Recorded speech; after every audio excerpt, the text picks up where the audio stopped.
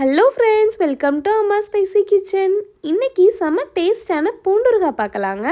நல்ல சூடு சோறு கூட இந்த பூண்டுருகாய் இருந்தால் போதும், அவ்வளோ டேஸ்ட்டாக இருக்கும். பூண்டுருகாய் இதுவரை நீங்கள் வீட்டில் செய்யலைன்னா இந்த மாதிரி ஒரு தடவை செஞ்சு பாருங்க. கடையில் வாங்குறத விட அவ்வளோ டேஸ்டாகவும் ரொம்பவே ஈஸியாகவும் செஞ்சிடலாம். பேச்சுலர்ஸ் பிகினர்ஸ் கூட இந்த ஊறுகாயை ரொம்பவே ஈஸியாக செஞ்சிடலாம். எத்தனை மாதம் ஆனாலும் கெட்டே போகாது. நிறைய டீட்டெயில்ஸும் டிப்ஸும் சொல்லியிருக்கேன். ஃபுல் வீடியோவை ஸ்கிப் பண்ணாமல் பாருங்கள். நாங்கள் போடுற ரெசிபீஸ் உங்களுக்கு யூஸ்ஃபுல்லாக இருந்துச்சுன்னா ப்ளீஸ் சப்ஸ்கிரைப் பண்ணி சப்போர்ட் பண்ணுங்கள் ஃப்ரெண்ட்ஸ். பக்கத்தில் இருக்க பெல் ஐக்கானை மறக்காமல் கிளிக் பண்ணிங்கன்னா நாங்கள் போடுற வீடியோஸ் உங்களுக்கு உடனே நோட்டிஃபிகேஷனாக வரும். வாங்க வீடியோக்குள்ளே போகலாம். இந்த பூண்டுருகாய் செய்கிறதுக்கு நான் 750 கிராம் பூண்டு எடுத்திருக்கேங்க. அதோட ஸ்கின்லாம் எடுத்ததுக்கப்புறம் எனக்கு 600 கிராம் கிடச்சிச்சு. ஊறுகாய்க்கு சில பொருட்களை ட்ரை ரோஸ்ட் பண்ணணும். அதுக்கு ஒரு பேனை அடுப்பில் வச்சுக்கலாம். மீடியம் ஃப்ளேம்லேயே வச்சு 1 டேபிள் ஸ்பூன் கடுகும் 1 டேபிள் ஸ்பூன் வெந்தயமும் சேர்த்துட்டு கடுகு வெடிக்கிற வரையும் ஃப்ரை பண்ணணும். ஃப்ளேமை கூட்டி வைக்கக்கூடாதுங்க. கடுகு கொஞ்ச நேரத்துலேயே வெடிச்சு வரும். அது வரைக்கும் மீடியம் ஃப்ளேம்லேயே வச்சு ஃப்ரை பண்ணணும். கடுகு நல்லா வெடித்த உடனே 6லேருந்து 7 வத்தல் மிளகாய் சேர்த்துக்கலாம். லேசாக சூடானா போதும், கலர்லாம் சேஞ்ச் ஆக வேணாங்க. பாத்திரத்தில் இருக்க சூட்லேயே ஃப்ரை ஆயிரும். நம்ம கை தொடுற அளவுக்கு மிளகாயில் சூடு இருக்கணுங்க. அந்த ஸ்டேஜில் அடுப்பை ஆஃப் பண்ணிடலாம். இதோட சூடு குறைஞ்சதுக்கப்புறம் தான் பொடி பண்ணணும். அது வரைக்கும் ஓரத்தில் இருக்கட்டும். திரும்பவும் அதே பேனை அடுப்பில் வச்சு நான் 3/4 கப் வினிகர் எடுத்திருக்கேங்க. இதோட அளவு 200 ml இருக்கும். பூண்டூறுகாயில் புளி சேர்ப்பாங்க. கொஞ்ச நாள்லேயே நுர மாதிரி புளிச்சு பொங்கி வந்துடும். அதுக்கு இதே மாதிரி வினிகரை சூடு பண்ணி சேர்த்துக்கிட்டோம்னா ரொம்ப நாளைக்கு கெட்டு போகாமல் செஞ்சப்போ எப்படி இருந்துச்சோ அதே மாதிரி ஃப்ரெஷ்ஷாகவே இருக்கும். நம்ம பேக்கெட்டில் வாங்குகிற ஊறுகாய் ரொம்ப நாளைக்கு கெட்டு போகாமல் இருக்க நிறைய கெமிக்கல் சேர்ப்பாங்க. அப்படி இல்லாமல் நம்ம வீட்டிலேயே சின்ன சின்ன பாயிண்ட்ஸ் நோட் பண்ணி இந்த மாதிரி ஊறுகாய் செஞ்சோம்னா ரொம்ப நாளைக்கு கெட்டு போகாமல் இருக்கும். வினிகர் கொதிச்சிடக்கூடாதுங்க. நல்லா சூடாகி அடியில் சின்ன சின்ன பபிள்ஸ் வரும். அப்போ வேறொரு பாத்திரத்தில் மாற்றி வச்சிடலாம். நம்ம ட்ரை ரோஸ்ட் பண்ண பொருளெல்லாம் சூடு குறைஞ்சிருச்சு. இதை ஒரு மிக்ஸி ஜாரில் சேர்த்துட்டு கூடவே 3 டேபிள் ஸ்பூன் காஷ்மீரி மிளகாய் தூள் சேர்த்துக்கலாம். இதோட அளவு 40 கிராம் இருக்கும். இது சேர்க்கும் போது ஊறுகாய்க்கு நல்ல கலர் கிடைக்கும். காரம் ரொம்பவே குறைவாக இருக்கும். 2 டீஸ்பூன் மஞ்சள் பொடி சேர்த்துக்கிறோம். இது சேர்க்கும் போது ஊறுகாய் ரொம்ப நாளைக்கு கெட்டு போகாமல் நேச்சுரல் ப்ரிசர்வேட்டிவாக இருக்குங்க. இது எல்லாத்தையும் நல்ல நைஸான பவுடராக அரைச்சிட்டு வந்துடலாம். இந்த மாதிரி நல்ல நைஸான பவுடராக அரைச்சிட்டு வந்தாச்சுங்க. ஊறுகாய் செய்கிறதுக்கு ஒரு பேனை அடுப்பில் வச்சுக்கிறலாம். 3 டேபிள் ஸ்பூன் நல்லெண்ணெய் சேர்த்துக்கிறோம். நல்லெண்ணெய் சேர்க்கும் போது ஊறுகாய் மேலே பூத்து போகாமல், அதாவது ஃபங்கஸ் இல்லாமல் ரொம்ப நாளைக்கு கெட்டு போகாமல் இருக்கும். எண்ணெய் ஹீட் ஆயிடுச்சு. மீடியம் ஃப்ளேம்லேயே வச்சுட்டு பூண்டை சேர்த்துக்கிறோம்.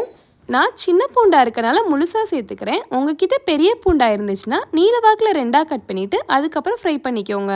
3லேருந்து 4 நிமிஷம் வரைக்கும் ஃப்ரை பண்ணணும். இந்த ஸ்டேஜில் ரொம்பவே முக்கியமாக நோட் பண்ண வேண்டியது பூண்டு வெந்து குழஞ்சிடக்கூடாது. ஊறுகாயோட டேஸ்ட்டு போயிடும். அதனால் 3லேருந்து 4 நிமிஷம் வரைக்கும் மீடியம் ஃப்ளேம்லேயே வச்சு பூண்டு லேசாக வாடி வந்தோன்னே எடுத்துடலாம்.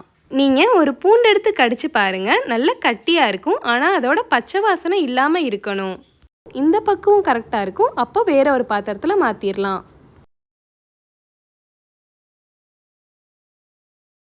ஒரு பேனை அடுப்பில் வச்சுட்டு 3/4 கப் எண்ணெய் சேர்த்துக்கிறேன். இது 200 ml இருக்கும்.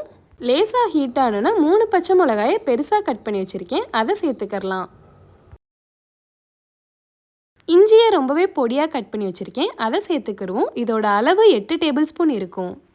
இஞ்சியில் இருக்க தண்ணி வற்றி நல்லா ஃப்ரை ஆகி வரணும். அப்போ தான் ஊறுகாய் ரொம்ப நாளைக்கு கெட்டு போகாமல் இருக்கும். சுத்தமாக தண்ணியே இருக்கக்கூடாதுங்க. இஞ்சி நல்லெண்ணெயிலே நல்லா முருகி வரும். நல்லெண்ணெய் சேர்த்துருக்கனால தாங்க இப்படி நுர வருது.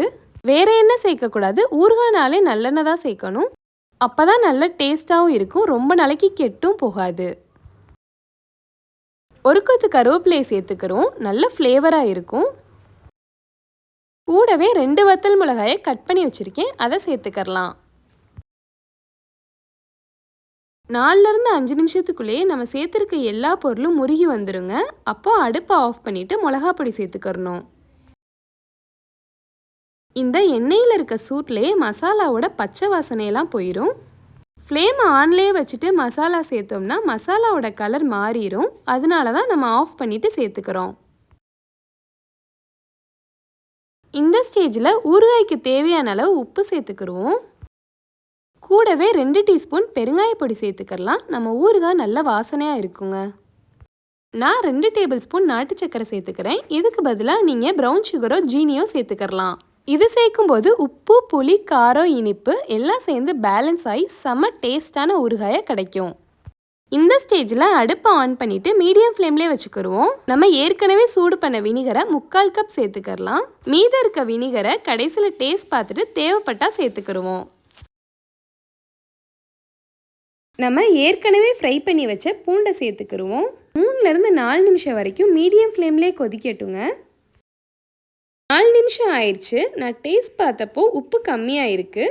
1 டீஸ்பூன் உப்பும் பேலன்ஸ் இருந்த வினிகரும் சேர்த்துட்டு லேசாக ஒரு கொதி வந்தோன்னா அடுப்பை ஆஃப் பண்ணிடலாம். இதை ரொம்ப நேரம் கொதித்து கொலைய விட்டுறக்கூடாதுங்க. ஊறுகாயில் பூண்டு முழுசாக இருந்தால் தான் செம்ம டேஸ்ட்டாக இருக்கும். அவ்வளோதான், நம்ம பூண்டு ஊறுகாய் சூப்பராக ரெடி ஆயிடுச்சு. இந்த ஊறுகாயை இப்போவே எடுத்து யூஸ் பண்ணலாம்.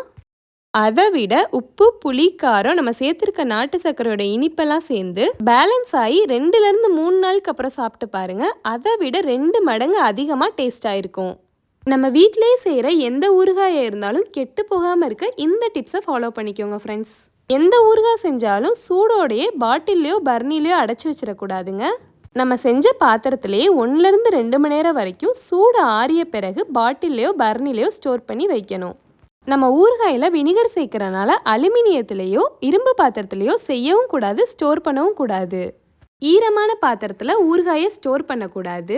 உங்களுக்கு டைம் இருந்துச்சுன்னா பாட்டிலோ பர்னியோ வெயிலில் கொஞ்ச நேரம் சூடு பண்ணிவிட்டு அதுக்கப்புறம் ஊறுகாயை ஸ்டோர் பண்ணி வச்சுக்கோங்க.